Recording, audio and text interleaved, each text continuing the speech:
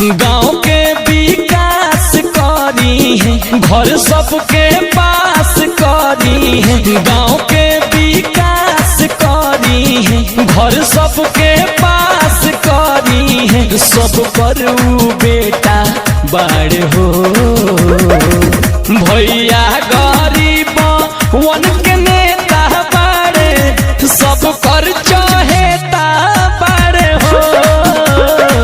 भैया गरीब वन के नेता बड़े, सब कर चहेता बड़े हो। आशा की नई ज्योत ले, आशा की नई ज्योत ले, भविष्य जगाने आए हैं।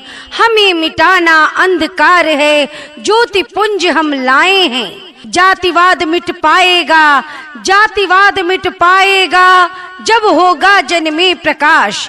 भाईचारा के मनोभाव से होगा इस खंड का विकास। Presented by Arvind Mukul.